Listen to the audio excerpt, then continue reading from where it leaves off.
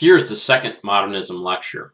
This is designed to cover characteristics I didn't get to in the first lecture and to make sure that you have a good understanding. This is all for your notes, so as you go through and you read the different literature, the hope is that you're copying these notes down and therefore you're going to have an okay time with the material.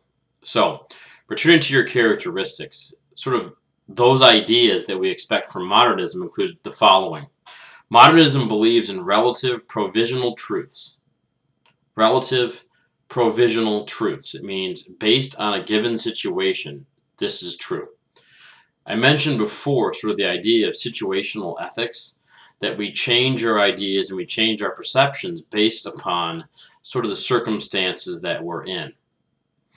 I often think about Christmas Storms and Sunshine, where these two women sort of work out the major issues for their husbands, and I think that's a sort of a larger truth.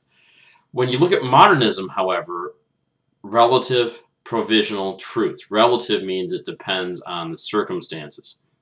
It replaced the concept of absolute knowable truth with the awareness of reality. So I like that. It replaces the idea of knowable absolute truth. So no longer are we dealing with black and white. We're now dealing with a huge gray area where individual characters are going to have to make decisions that may not be morally clear.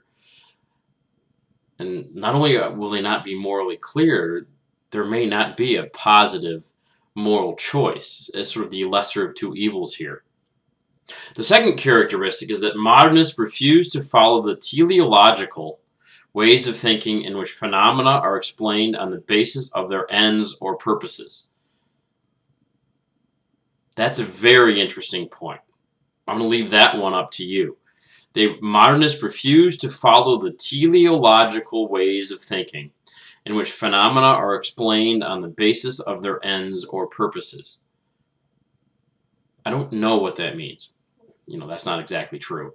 I know exactly what it means, but I think you need to have an idea of what that concept is. Probably even something I would put on a quiz to make sure that you had the appropriate information. Modernism suggested a development in the sense of time as we experience it, a shift from linear time to moment time.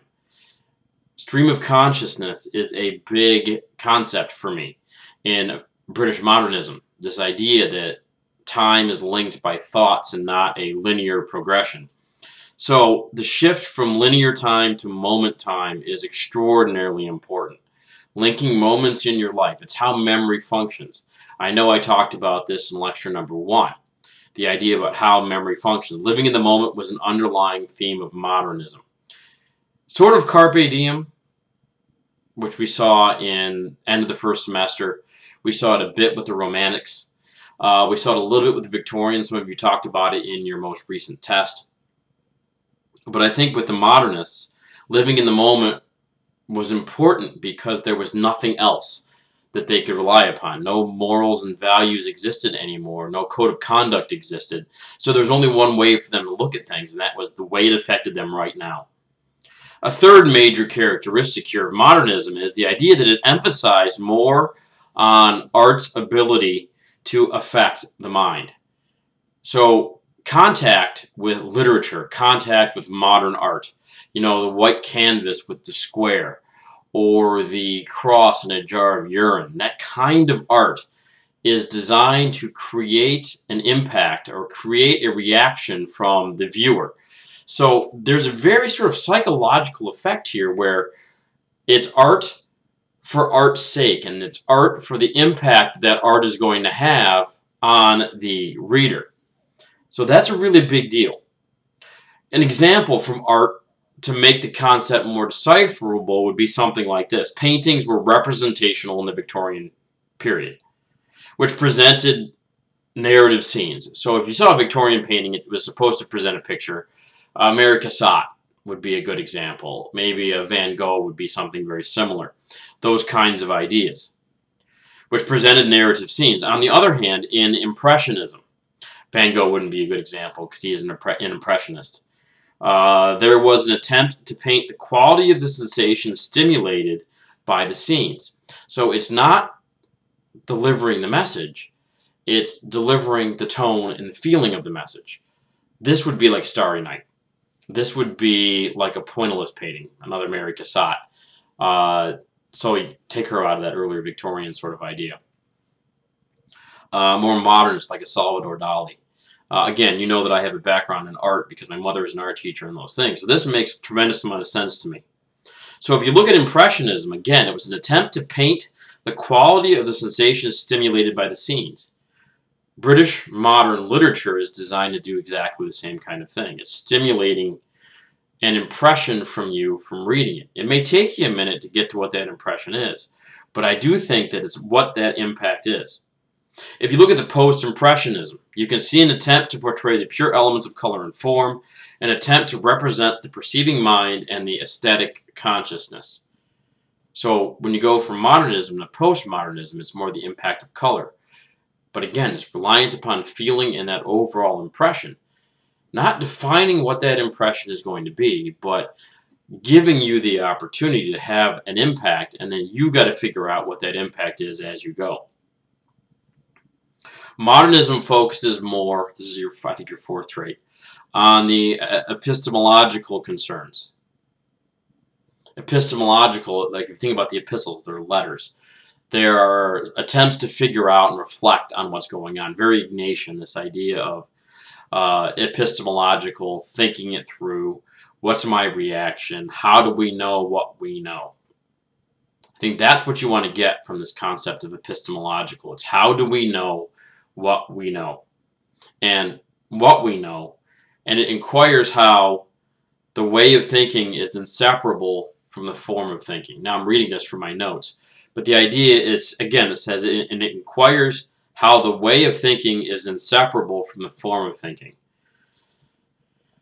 I often say it's knowing that we know without knowing. Let me try that again. It's knowing that we know without needing to know that we know that we know. Kind of an interesting thought. It's knowing because we do, and not trying to figure out why it might be that we have that general sense and that sort of overall understanding of what's going on. Modernism, fifth trait, is the reaction against the dominance of rational and logical discourse. It's a reaction against rational and logical discourse. So now anything goes.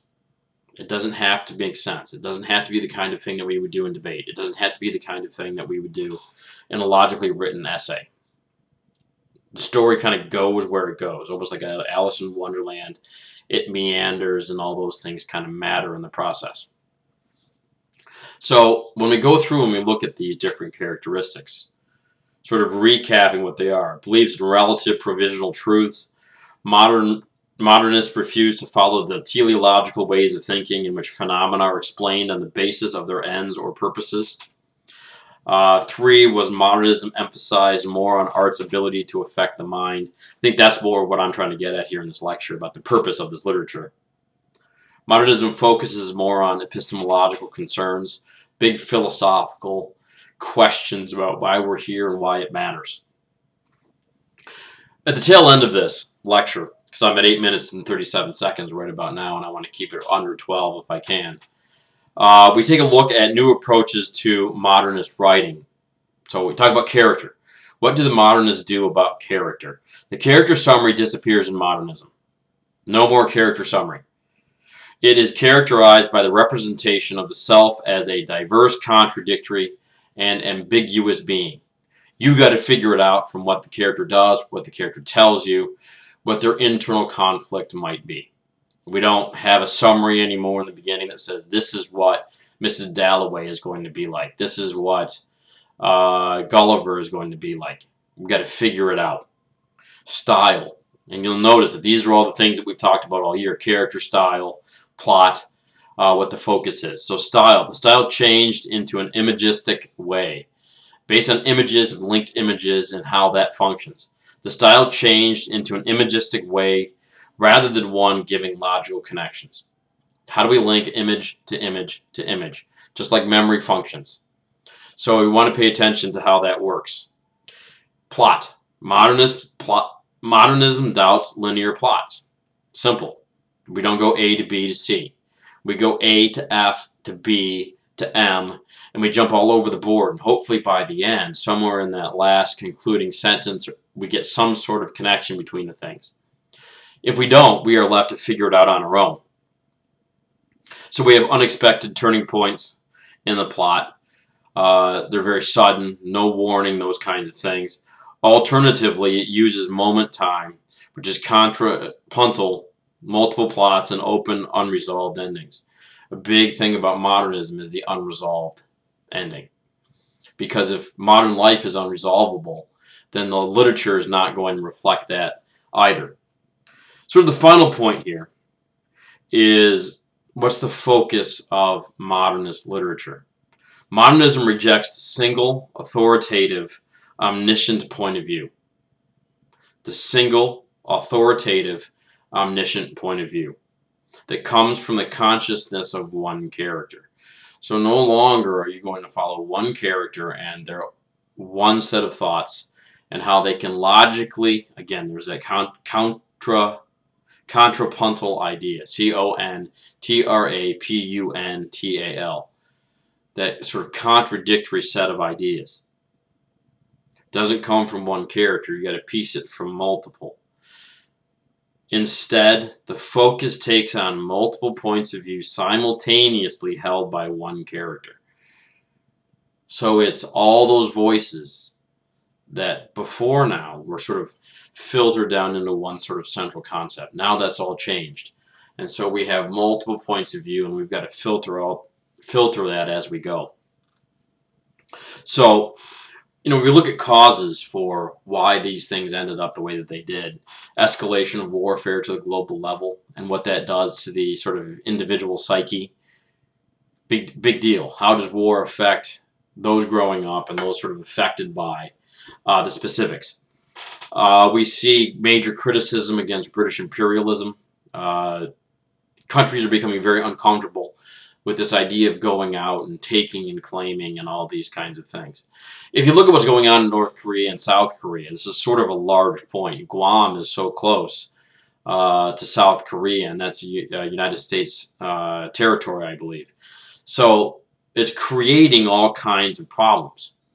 We know that there is an emergence of a city consciousness where we're becoming much more aware of what the individual's needs are in the city, as opposed to all of those country values that are like way over there. Literature it explodes with the development of radio and cinema.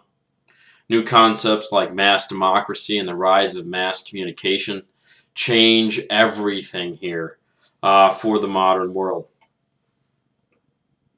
Here's my last comment before I end this, and I've got 1 minute and 55 seconds until I get to 15 minutes. Modernism gained popularity as a protest to the existing society, social institutions, and the way they function. It's a reaction against social institutions. However, in literature, modernism declined after a period as the works concentrated more on the writer's line of thought in an abstract manner. However, in literature, modernism declined after a period as the works concentrated more on the writer's line of thought in an abstract manner, which made them difficult to understand. However, there are some writers who find this style more comfortable for presenting their ideologies and follow this school of thought even now. So the final comment sort of gives you an idea about how modernism as a cultural idea developed one specific way. In literature, it didn't last nearly as long because people kind of got tired of it. And it was difficult, I think, in the overall scheme of things to make it work. So this is it. This is the end of the modernism discussion number 2. I'm at 14 minutes and 17 seconds. These are nice sort of small little capsules for you to kind of take over and pay attention to. Make sure you review them, because this is the material I'm gonna quiz you on in class, although I'm not going to cover this material in class. This is sort of that idea of flipping the classroom. It's a new sort of modern technique that we can do with technology. So make sure you review these notes.